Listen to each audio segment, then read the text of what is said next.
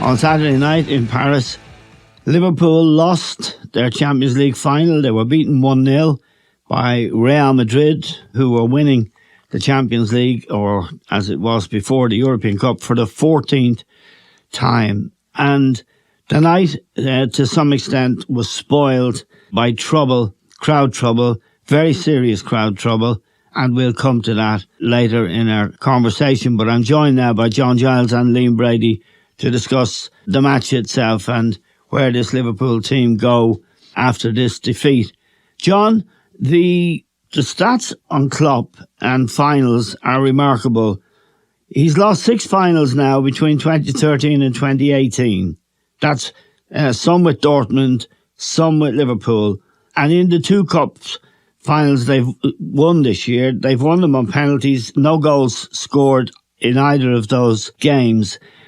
There's a lot of talk now about Mane wanting to sign for Bayern Munich, leaving the club possibly, and also we know the ongoing stuff with Salah. But let's talk about the game first. What did you make of the game, and in particular the Madrid goal that was ruled offside by VAR in the first half? Well, it was a good game, Eamon. I thought Liverpool started very, very well. They got control of the game, and they looked as if they were going to win it. It was early on. But they came across a goalkeeper and you gave a world-class display. There's no doubt about it. And they did pick the game up in the second hour, before the first half finished, and played, I'm talking about Madrid now, a lot better in the second half. And got in front, as we know. And Liverpool then were throwing everything at them at that. And the goalkeeper was absolutely brilliant. He was brilliant, he made some great saves. Oh, he made some great saves, Eamon. And I thought Liverpool could have been a little bit more. I think they were throwing too much, Eamon, because Madrid had a couple of breakaways. They might have finished the game off at some stage. Yeah. I think when you're in, it is a difficult thing to do, to keep playing. But the goalkeeper definitely was man of the match in a big way. Yes. But you'd have to admire Madrid as well. I'm not saying you wouldn't. With the experienced players that they had, they're not a young team. Yes. But to do what they've done on their way to the European Cup final and win it has been extraordinary. Yes, it has. Liam, they were against PSG, against Chelsea and against Manchester City. In all of those games leading up to Saturday night, they looked dead and buried. And mainly thanks to Benzema, they came back and got out of jail and arrived in Paris. Courtois obviously had a great game, and that matters a lot. What was your impression of it, Liam, in terms of particularly the goal that Madrid had disallowed by VAR? Because I thought it was a good goal. And the explanation I've heard since doesn't lead me to change your mind. Right. Well, first of all, I agree with what John had said, Eamon, about the game in general.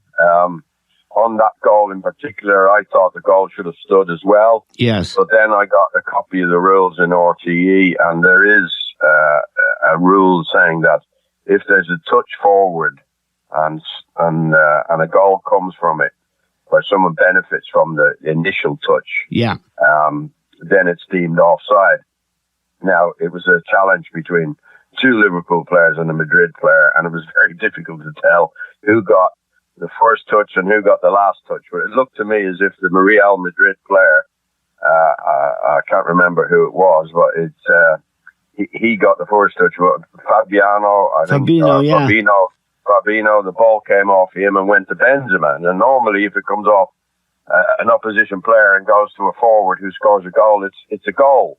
But they deemed that the initial touch from the Real Madrid player was what caused the offside. It was a nightmare for VAR to try and, call that one, Eamon. It really was a nightmare. Even looking at it in slow motion, you couldn't really tell what was going on. It was a difficult one. But in the end, it didn't matter because Madrid got the goal from Vinicius. played, as John said, they played a lot better in the second half. Madrid, I thought Modric came into the game. Casemiro, who was poor in the first half, was very good in the second half. And they defended very, very well. And when they didn't defend well, they had a magnificent goalkeeper in Courtois, who those two saves, one in the first half from Mane when he touched it onto the post. Yes. Like, I was sure that was going in. And then Salah in the second half, when he got through on the right and hit it with his right foot, looked as if it was flying into the far corner. Yes. And Courtois managed to save that one as well, Eamon. So Liverpool were a little bit unlucky. If the opposition goalkeeper is man of the match, that tells you you've been a little bit unlucky. But they were undone by bad defending, as has happened a number of times this season. Yeah. The goal has to be down to Trent Alexander-Arnold. Yes. We all know how good he is going forward, but defensively he leaves a lot to be desired. Yeah, and John, when we talk about Liverpool, and in particular when we were talking in the build-up to this game, the obvious question was, what would Vinicius do to Trent Alexander-Arnold, who was responsible for defending him? And for the goal, John, he really was bad. He was ball watching really like a schoolboy almost. Yeah, well, he's well, I'm not a great fan of his defend. Well, I don't think anybody is defending, and he's brilliant going forward. His distribution is terrific. He makes a lot of goals for Liverpool. But I don't. At some stage, you're going to be caught out when you do some of the things he does. I mean, in that particular situation, he should have been on the cover. He should have seen where the winger was. And if he finished up coming around the back of him, it was really, really poor defending. And you can't afford to defend like that. It's somewhere along the line you're going to be caught out. And I think he was caught out in this cup final, definitely. Especially, John, against the big teams. In other words, you can be casual, you can get away with stuff, and we often see Trent in the inside left position, but you can get away with that against inferior teams. But when you get into the Champions League and into the big stuff, you're going to be facing players who will punish you. Yeah, well, that's what happens, Eamon. You if you're doing something wrong on the pitch, somewhere along the line, you're going to be caught out doing it. Yeah. I think it's just wrong for a fullback to be in the positions he's in a lot of the time. Now, he's in a very, very good team that because he's in such a good team, it's not exposed. But when you come against a better team, somewhere along the line, you're going to be caught out if you do some of the things that he does or anybody does on the pitch. Yeah, that's football. You can't keep doing things that's not right and not be found out somewhere along the way.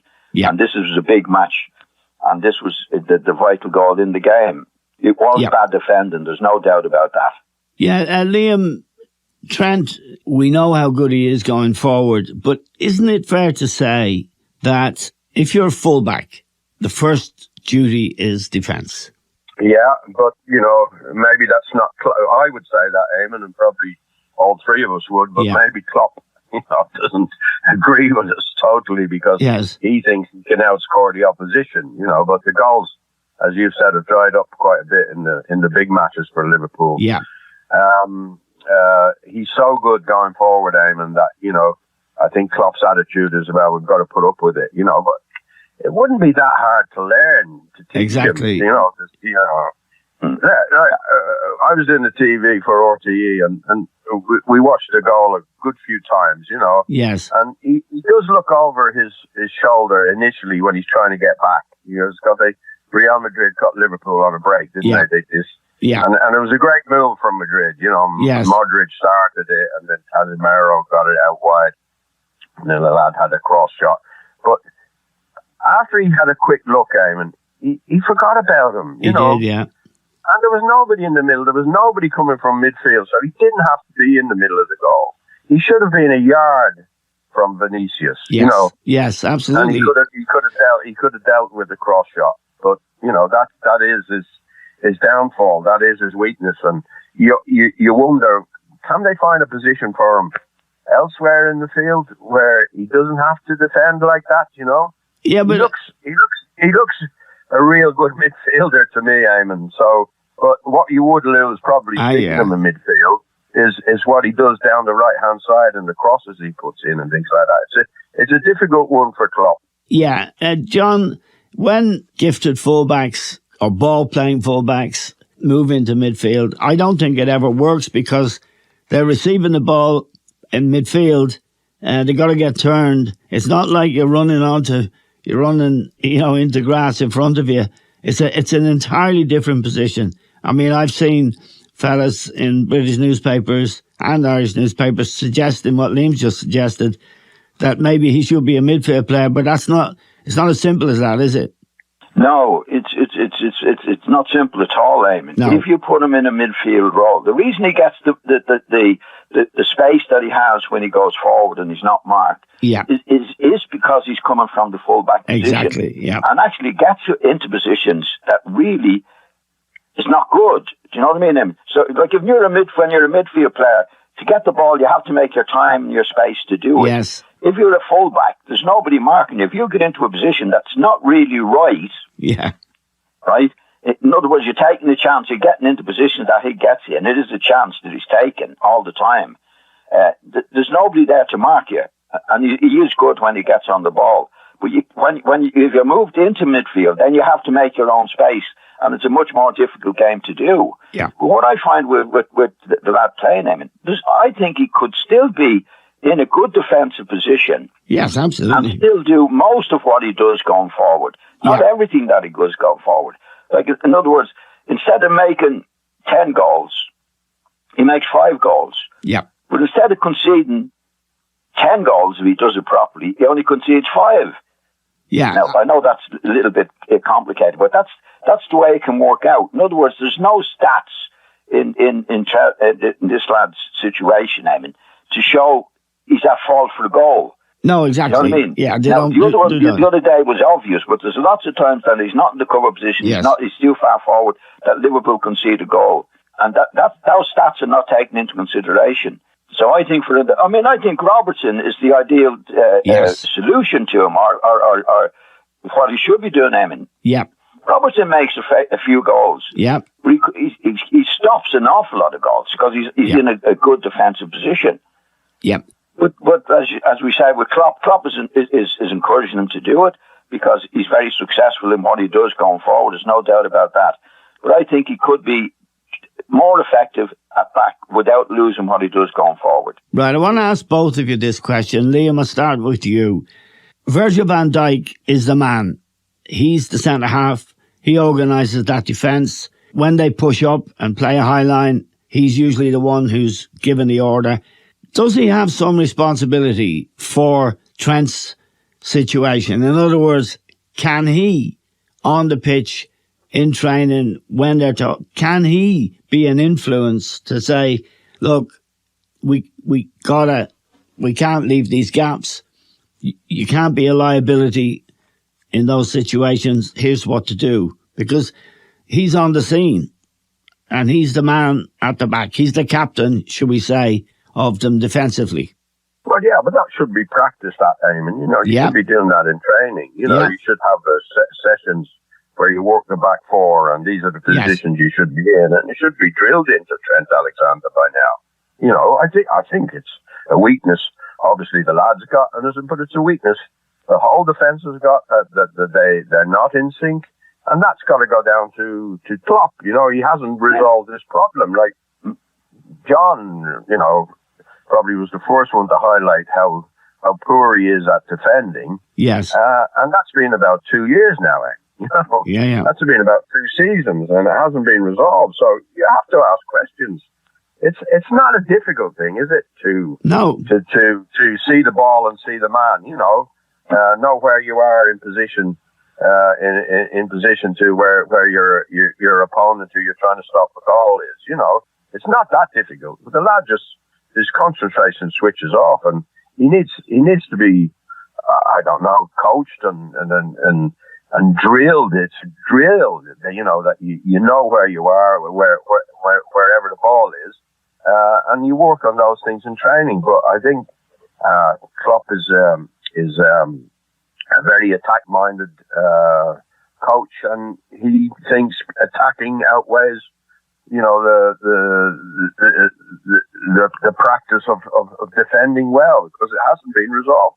Yeah, and John, I think that's a policy, Eamon. I don't think, like, Van Dijk is a player on the pitch right enough who can do a certain amount. But what's happening there, in my opinion, that's definitely down to the manager. Right. That's happening before you go on the pitch. It happens on a regular basis. And I wouldn't be surprised if it's not encouraged, Eamon. Yeah. Never mind discouraged. Yes. I think it's encouraged, because we see it every week, and that's what we see. But the manager has to see that. Eamon. He has to. And he's obviously his attitude is, well, look at the amount of goals we score. And we must remember, and a very, very successful team. But I think they would be just as successful if the right back does what the left back is doing. Yeah, I mean, he has a responsibility, and you've perfectly illustrated it. Andy Robertson is just as potent in many ways going forward, but he does his defensive job. Now, it's a responsibility. Yeah. The thing, though, and this is where the statistics I've dug out really ask a question, and it's this. You say he makes goals and he has a lot of assists. He does. But in the big games against the big clubs, Liverpool don't score goals. They don't score enough of them. And that's very enlightening, isn't it, Liam? Yeah, but Eamon, I think once you get to the finals or semi-finals, you're playing against the bigger clubs, it's obviously going to be harder to score, because they are the best teams, But it's also why you're more likely to be punished. Yes, yeah, and in a close game, that's why Trent Alexander made a glaring error, and he was punished. But if you're going to go on to whether Klopp's a failure or not, I don't think I don't think you can throw that at him. I know he's lost some big games and finals and things like that, but he's won a hell of a lot as well, Eamon. You shouldn't dismiss that. No. I think once you win a final, right? Yes. You don't care how you win it. Yeah, I know that. Just because it goes to extra time and you don't score a goal, you know what I mean? You're still winning the finals. You don't. Yeah. The final. You don't win a final on just one day. There's loads of matches to win on the way to the final. But if you win the final on penalties, that's it. Yeah. That's it. You win it, and that's it. You don't look back and say, well, we didn't win it well. No, you win it, and that's it. Yeah, but I mean, in the two cup finals they won this year at Wembley, the two games, they won them in penalty shootouts. Beat City, beat Chelsea. And, on the way, they played Shrewsbury, Cardiff, Norwich, Notts Forest. They're not going to punish it. And you're more... How do you know, Eamon? Pardon? Chelsea didn't punish never know. There's upsets every year. You're expected to do it. But if you get to the final, it doesn't matter how you get to the final, but on the final day...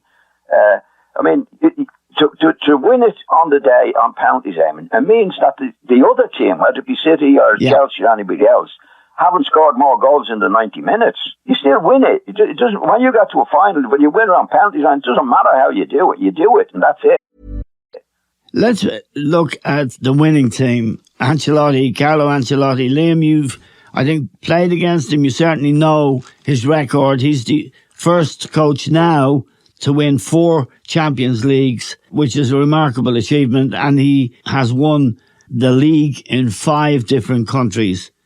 A remarkable man, and it's really great to see him win a big prize. Yeah, because I think he's popular with everybody. He's a humble man, he's a modest man, but you also know he's got authority, Eamon. He's shown that everywhere he went. Yes. Everywhere he's been. And the players respect him. I think the players respect him totally.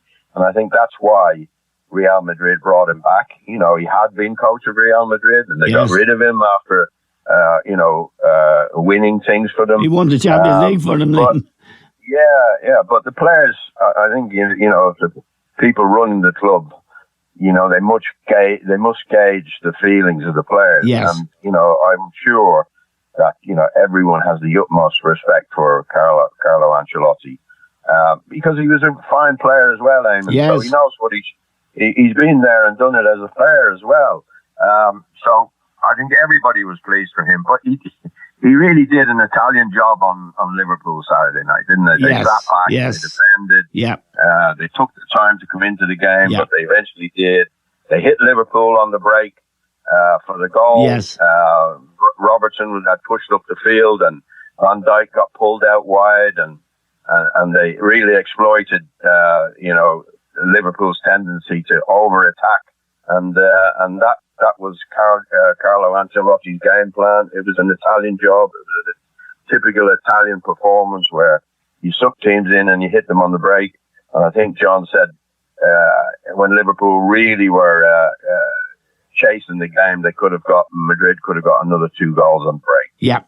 Now, John, you played in Paris in a European Cup final before the Champions League existed. The European Cup, it was then called. In 1975, you played for Leeds, you played against Bayern Munich, and you were telling me yesterday when we talked about the trouble on Saturday night, and it was really serious. The more you read about it, the more frightening what was happening is. I mean, including youngsters being tear-gassed, young Liverpool fans, that is. There was trouble the night you played there as well.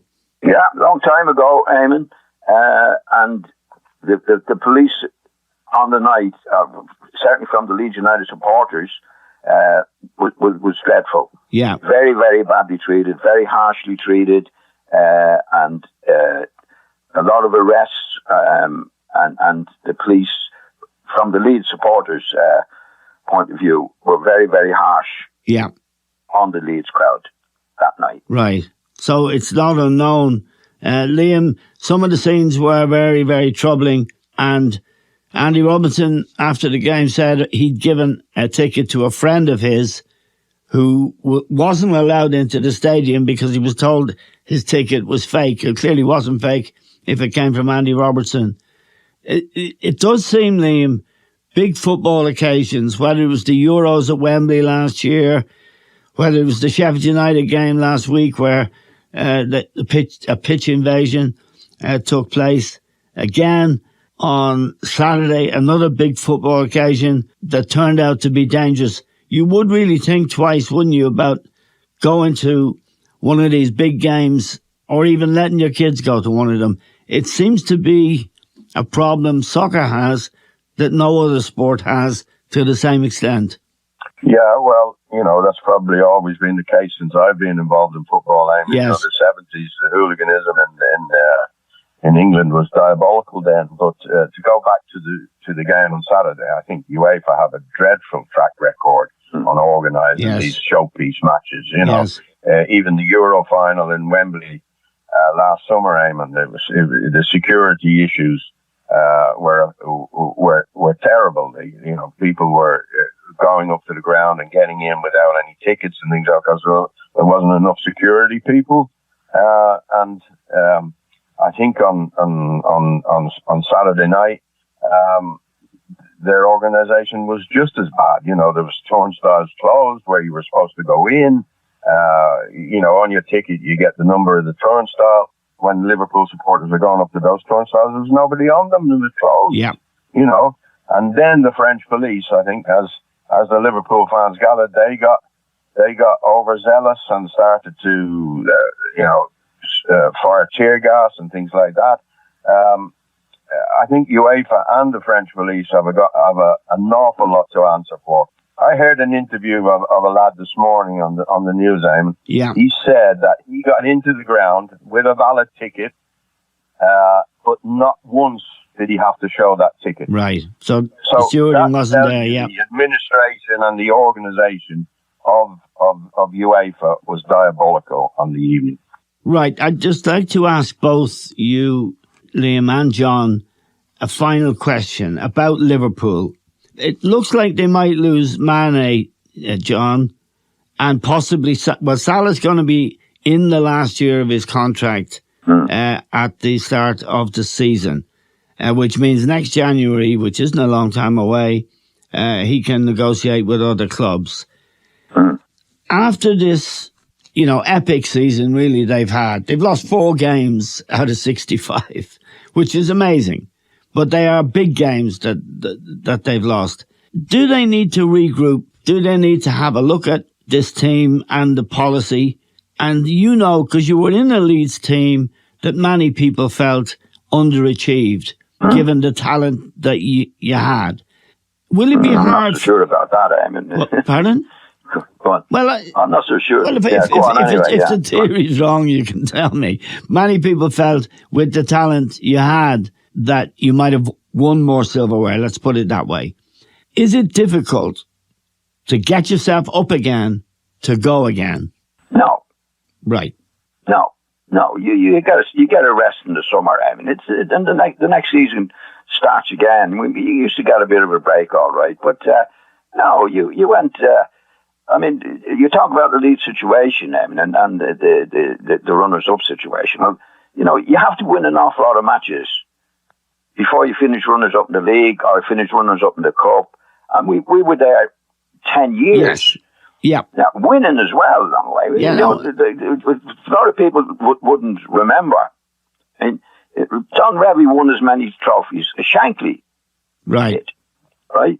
But because you're in the final, you see, we got into 5 finals and won one, I think, or 4 finals, won one. But you have to get to the final to be a runners-up. You have to get runners-up in the league. We were never out of the top 4. Won the league twice, won the cup, won the first cup twice, won a lot of trophies along the way. Right. But it showed the attitude of the players that it was year in, year out, Eamon. Yes. That you're there. Yeah. And that takes a lot of work. But that's what you wanted to do. It was a well-run club. You lose the final or whatever, runners up in the league, you start again. That's what you do. Okay, Liam. I think there's a real big challenge for Klopp to get it back on the straight and narrow again, Eamon, next year, because unlike in the 70s when John was playing or in the 80s when I played, players have freedom of contract now. Yes. At every club there's going to be a fallout of staff, of the playing staff, and it could be that Mane goes and Liverpool have to sell him. Otherwise, they're not going to get anything for him at the end of his contract. Yes. And the same goes for Salah. There's a question mark there, whether he's going to stay or going to go. So there is a fallout. And Liverpool have been absolutely magnificent in recruiting these players. Yes. Now, whether they can keep on doing it time and time again, Eamon, there is a question mark. Yeah.